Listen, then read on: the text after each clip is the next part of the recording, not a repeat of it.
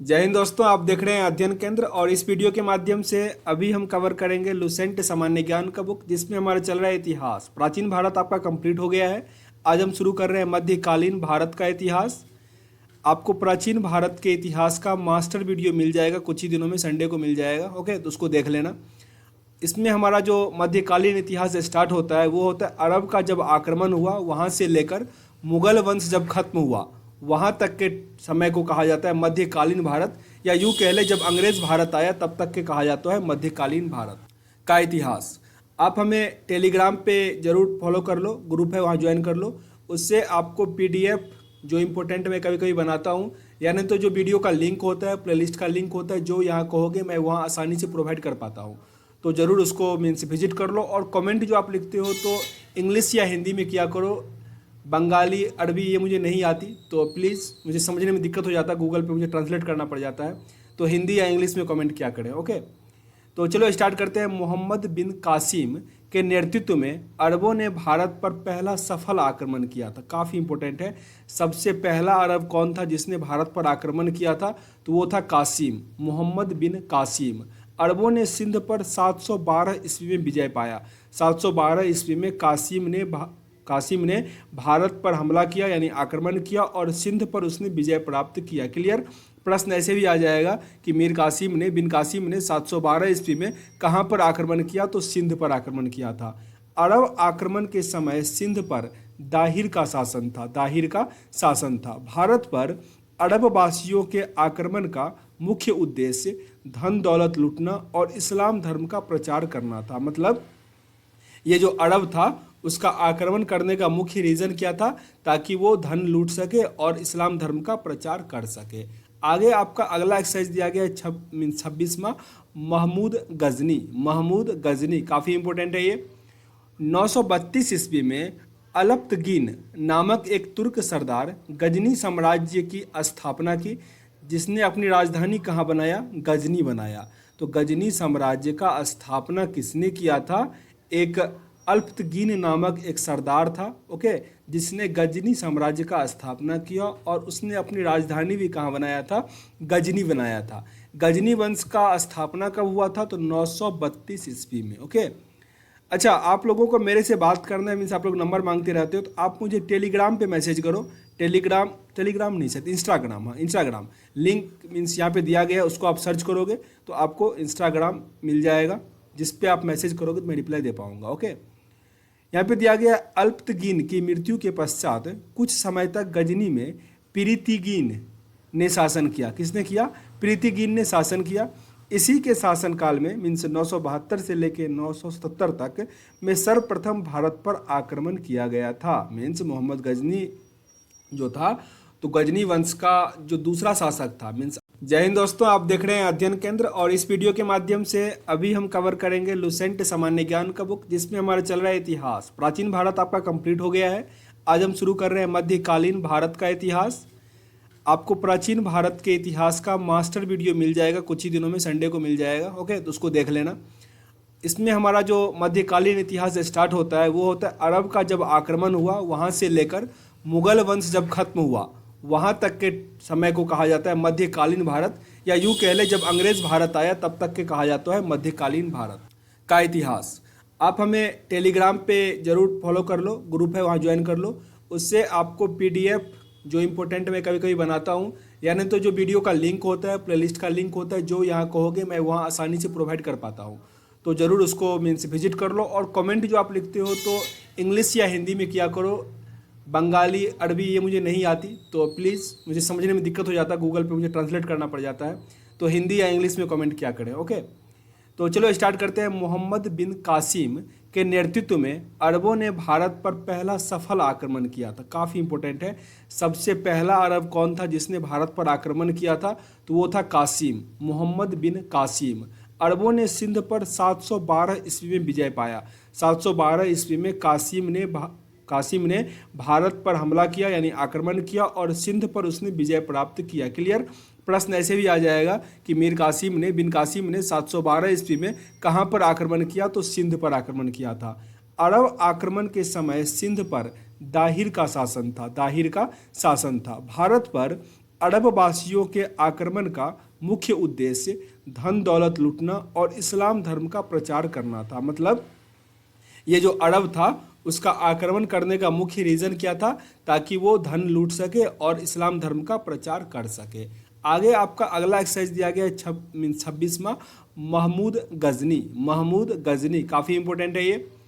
932 ईस्वी में अलप्तगीन नामक एक तुर्क सरदार गजनी साम्राज्य की स्थापना की, जिसने अपनी राजधानी कहाँ बनाया, गजनी बनाया।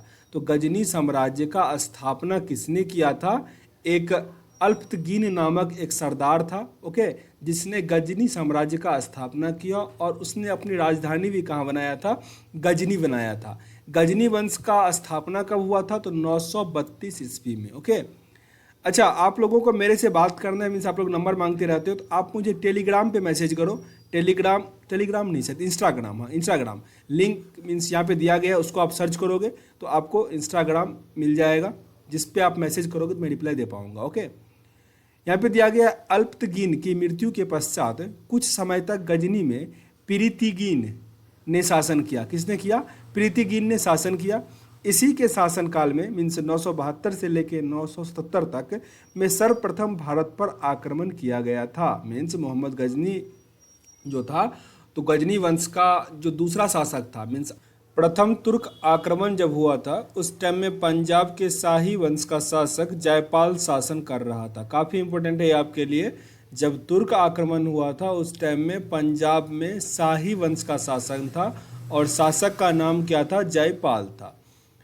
अल्पतगीन का गुलाम तथा दामाद सुबुक्तगीन 977 ईस्वी में गजनी की गद्दी पर बैठा। क्लियर। देखो, जो इम्पोर्टेंट है एग्जाम में पूछे जाते हैं उसी को हम 2-3 बार रिपीट करेंगे।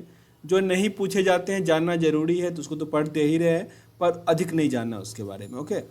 महमूद गजनी सुबुक्तगीन का पुत्र था। महमूद गजनी किसका पुत्र था, सुबुक्तगीन का पुत्र था, जिसका जन्म 1 नवंबर 971 ईस्वी में हुआ था। 1 नवंबर 1971 में हुआ था। अपने पिता के काल में महमूद गजनी खुरासान का शासक था। अपने पिता के काल में, जिस टाइम में उनका पिता गद्दी पर बैठा हुआ था, उस टाइम में गजनी कहाँ का शासक था, खुरासान का शासक था। महमूद गजनी 27 वर्ष की अवस्था में मीन्स 998 में गद्दी पर बैठा। बगदाद का खलीफा अल आदिर बिल्लाह ने मोहम्मद गजनी के पद को मान्यता प्रदान करते हुए उन्हें यमीन उद्दौला तथा यमीन उल मिल्लाह की उपाधि दी।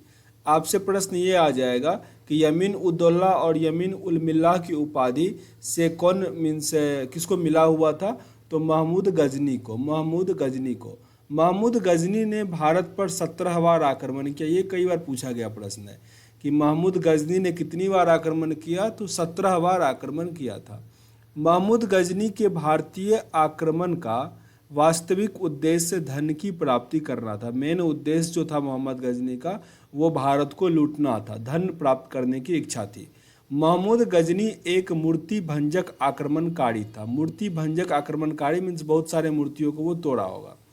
महमूद गजनी ने भारत पर प्रथम आक्रमण 1000 ईस्वी में किया तथा पेशावर के कुछ भागों पर अधिकार करके वह अपने देश लौट गया था। मीन्स पेशेवर पर वो काफ़ी हिस्सों में लूटपाट मचाया और फिर वो अपने देश चला गया था।